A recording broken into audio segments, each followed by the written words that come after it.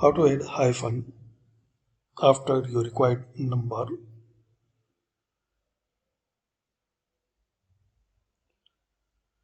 So very simple and easy way.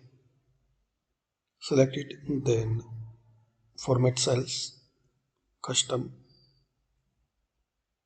and remove the zero or general and enter the hyphen. Like I need hyphen after 3 hash or 5 hash as you need, and then I need again 7 numbers, then hyphen. So enter the hash like this. So you can see here, simple.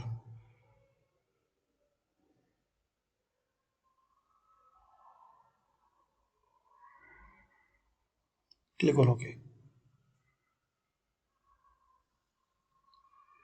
So this is the way guys you can make these settings. Thanks for watching.